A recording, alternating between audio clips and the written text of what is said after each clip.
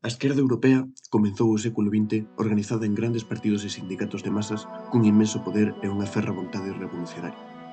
Como é posible que en só 100 anos estas impoñentes forzas se convertisen en organizacións plenamente integradas e servizo ao capital? Neste vídeo tentarei dar unha resposta a esa pregunta e contar a historia do fracaso da revolución, a historia da pesoeización de Europa.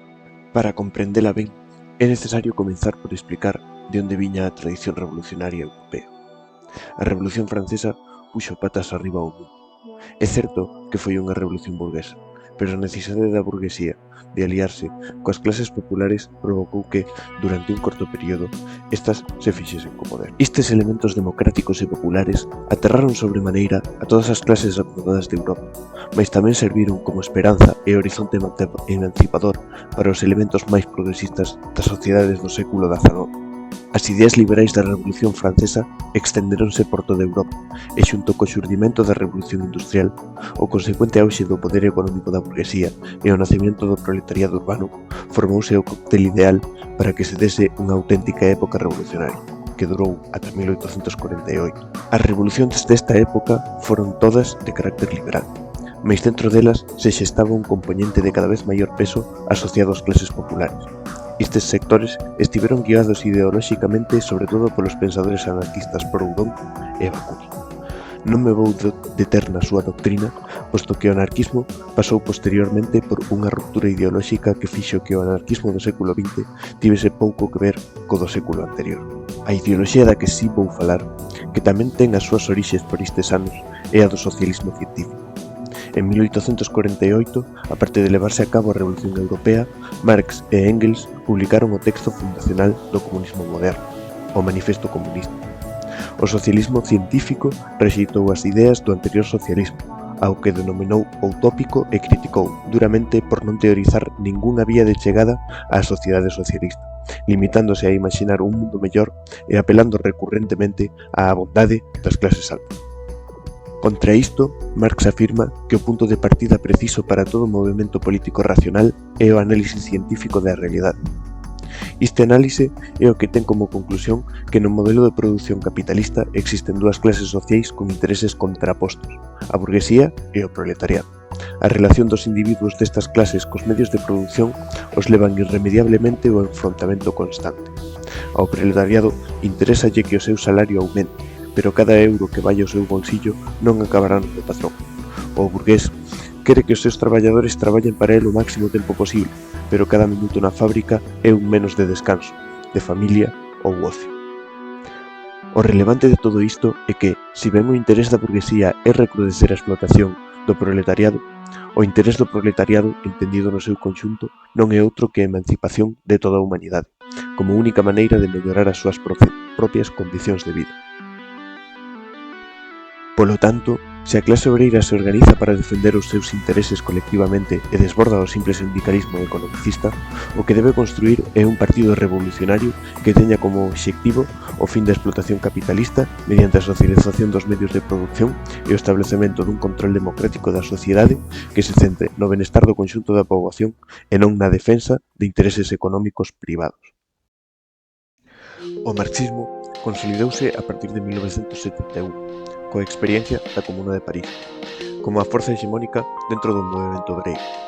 E é a partir deste momento onde comenzan a fundarse os partidos socialistas que coñecemos incluso a día de hoxe por toda Europa, sendo o primeiro e máis importante de todos o Partido Socialdemócrata Alemán, e xunto a todos eles a Segunda Internacional. En este momento, socialdemócrata empregábase prácticamente como sinónimo de comunista. Non tiña daquelas a asociación que ten hoxe a estrategia reformista e ao estado de benestar. A creación desta asociación sucedeu precisamente polo suceso histórico que estou a punto de expoñer, a ruptura entre socialdemócratas e comunistas.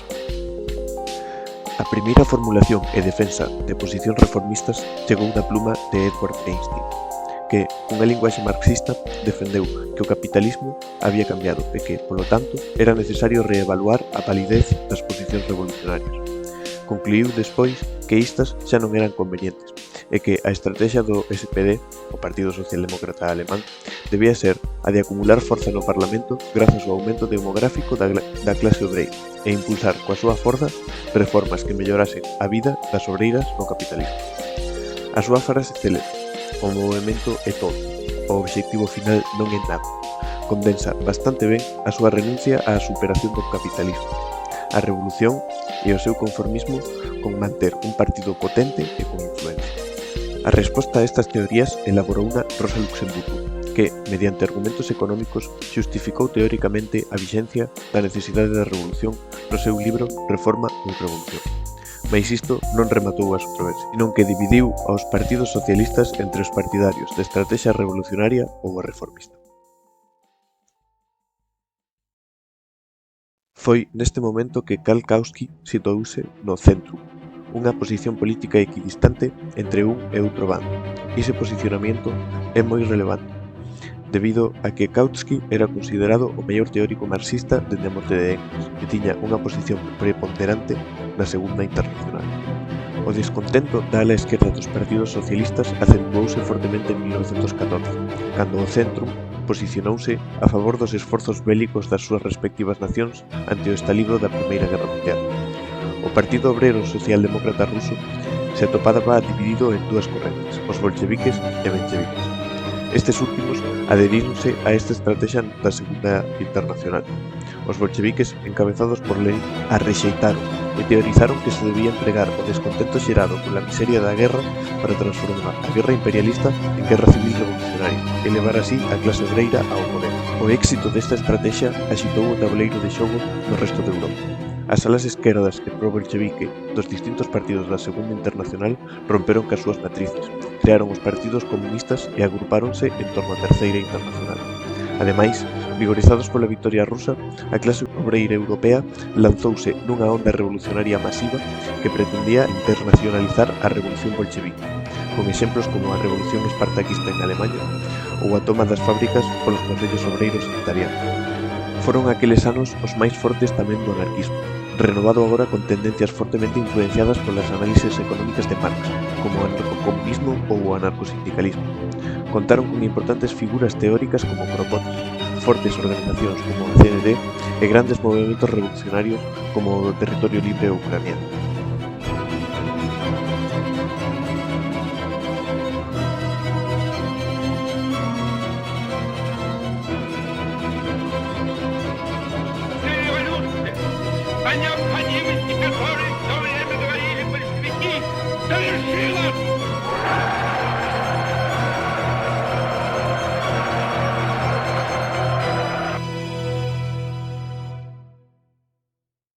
Foi o seu fracaso o que propiciou o auxe dos fascismos, que tiñan como obxectivo restaurar a orde capitalista perturbada polos movementos democráticos revolucionarios da clase obreira europea. Durante o período entre guerras, se ben os partidos socialistas non abandonaron formalmente o marxismo, os bandos reformistas eran cada vez máis potentes no seu seo, mentres que as alas esquerdas marcharan na súa maioría a integrar os partidos comunistas. Mentres tanto, os partidos comunistas foron sumíndose nun seguidismo aos plantexamentos que se facían dende Moscú, servindo como satélites que defendían os intereses políticos dun Estado producto dos restos dunha revolución que fracasara pola súa burocratización, levando a que se sostiveran posicionamentos contradictorios e dependentes da situación xeopolítica na que se encontrara Rusia en cada momento.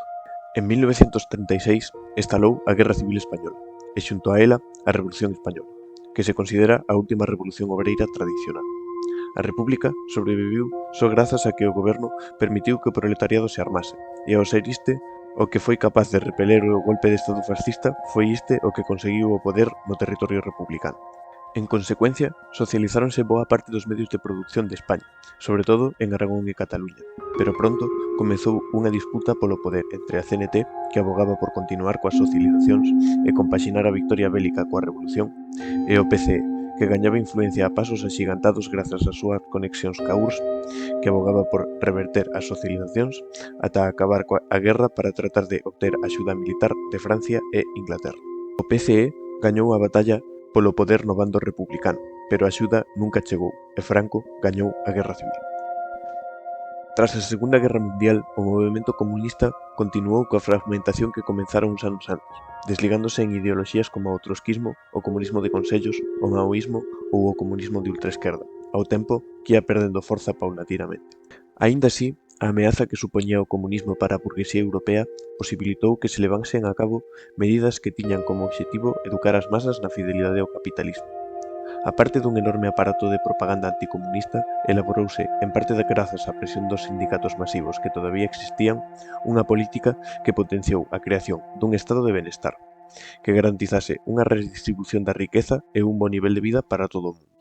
Ademais, impulsouse o crecemento dunha clase media a cal, por ter accedido á propiedade privada, vía como a revolución deixaba de ser a súa única vía para cumplir as súas aspiracións de prosperidade. Foi nesta conxuntura na que os partidos comunistas se foron distanciando da Unión Soviética e comenzaron a considerar a revolución imposible na Europa dos Estados de Dereito, e a desenvolver, sobre todo a partir da ocupación de Praga, unha nova liña teórica de carácter reformista, o eurocomunismo. Simultaneamente, os partidos socialistas foron dereitizándose máis e máis, proceso que foi impulsado polos Estados Unidos a través de financiación a estas organizacións que se suministraba condicionalmente a cambio da súa desarticulación ideolóxica. Un caso curioso é o do PSOE, que, a finais da dictadura franquista, operaba na clandestinidade e era débil e pequeno, pero que, en lugar de moderarse, se radicalizou durante os primeiros anos 70. Só para que despois Felipe González, en 1979, rexeitase o marxismo e, por tanto, calqueira eco do que se puidese chamar propiamente socialismo. Todo absoluto, compañeros. No se puede. Hay que hacerlo críticamente. Hay que ser socialistas antes que marxistas. Así, todos estes partidos levaron a cabo unha reorientación estratégica que pasou por abandonar a defensa dos intereses da clase traballadora para sustituíla por programas caracterizados polo pacto interclasista para captar o voto das puxantes clases medias. A implementación dunha retórica populista en lugar de educación política como medio para chegar ás masas. O xa mencionado vaciamento ideolóxico e un afestamento do seu pasado comunista, agora demonizado, como se pode observar na creación de Esquerda Unida, que foi esencialmente unha operación de marketing para evitar que os votantes asociasen a papeleta co comunismo e poder así presentarse como unha opción electoral respetable. O último cravo na tumba da política revolucionaria chegou en 1991, coa caída da Unión Soviética e a conseguinte perda de forza do movemento comunista, que pasou a estar completamente na irrelevancia, chegándose a pronosticar o fin da historia e a victoria definitiva do capitalismo. Despois da crise de 2008, o conflicto de clases reavivouse co estalido de movementos sociais a nivel internacional, como a Primavera Árabe, o 15M ou o Occupy Wall Street. Pero en este ciclo de movilizacións, a esquerda non fixo máis que constatar os profundos cambios que sufrira nas últimas décadas. Os novos partidos que xurdiron deste fenómeno non tiñan aspiracións revolucionarias. Non apelaban á clase traballadora, senón á maioría social. Se contentaban con estrategias electoralistas basadas no prestixio acumulado en persoas concretas e convertíndose en auténticas maquinarias de vender fumo, supeditando todas as súas accións ao rédito electoral. O seu programa económico era moderado, limitándose a prometer aumentar a redistribución ou acabar cos recortes. Incoherente, por tratar de conciliar as reivindicacións a miúdo opostas dos distintos sectores que conformaban o movemento, e irrealizable, posto que, a pesar de que se encontraban fora do factible dentro do capitalismo, non apuntaban a derrubalo. Con todo, o programa económico foi unha parte secundaria do movemento, que se centraba e sostía sobre as reivindicacións de carácter social, principalmente o feminismo, a defensa do colectivo LGTB e o ecoloxismo. O éxito electoral de Syriza en Grecia e a chegada ao goberno de Podemos en España deixaron patentes as limitacións destas formacións, que, si ben tiveron un impacto positivo na legislación dos temas sociais anteriormente mencionados, non foron capaces de levar a cabo o seu programa, ao ter que opoñerse á gran burguesía e ao propio Estado que gobernaban. Para rematar todo este percorrido histórico cunha nota positiva, cabe sinalar que a política revolucionaria nunca chegou a desaparecer enteramente. Aínda que fose reducida e marxinal, creo importante reivindicar e aplaudir as miles de persoas que continuaron, incluso nos peores momentos, buscando, cos seus erros e os seus acertos, a folla de ruta cara á emancipación da humanidade. Ademais, debo sinalar que nos últimos anos as posicións revolucionarias experimentaron un pequeno repunte. En Grecia, o movemento anarquista volveuse masivo e o KKE, Partido Comunista Grego, mantense forte e, a pesar das súas posicións reaccionarias en moitísimos asuntos, segue asumindo teses revolucionarias. Eventos tan combativos como a folga xeral deste outubro, que provocou a maior mobilización na historia do país, deben servir como fonte de inspiración e esperanza. Tamén no Estado español, as organizacións revolucionarias comezan a medrar de novo, estimuladas polo movemento pola vivenda, a loita antifascista e o apoio internacionalista a Palestina, que motivaron a creación de grandes redes de asociacións e movilizacións masivas con amplos componentes de carácter revolucionario insertadas en elas, e medrando cada día. Ou co retorno dun sindicalismo combativo, como o das folgas do metal en Andalucía e Galiza, o auxe dos sindicatos de vivenda ou o tímido fortalecemento dalgúns sindicatos clásicos como o da CNT. Tamén é digno de mención o autodenominado movemento socialista, toda unha constelación de organizacións revolucionarias que medran sobre todo entre a xuventude e que xa están fortemente implantadas en Euskal Herria e aspiran á creación dun partido comunista a nivel europeo. Aínda que todavía é relativamente marxinal, é innegable que as organizacións revolucionarias xa volven a ter a capacidade de mobilizar as masas e pouco a pouco saen do repregamento que viviron nas últimas décadas para ocupar cada vez máis espazo.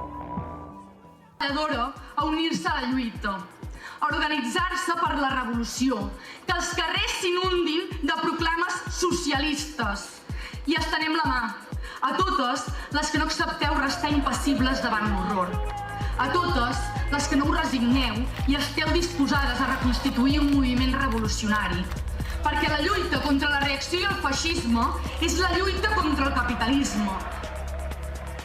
I això no comença avui. Venim dels obrers que van defensar la Comuna de París fins al seu últim alè. Venim dels revolucionaris russos que veritablement van assaltar el cel el 1917. Venim dels brigadistes internacionals que van combatre el feixisme el 36.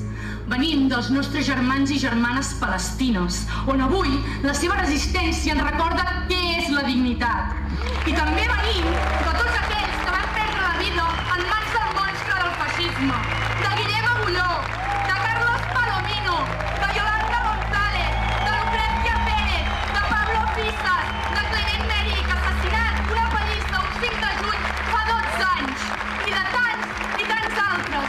Aquesta és la nostra herència, aquesta és la nostra lluita. Iso é todo. Grazas por ver o vídeo.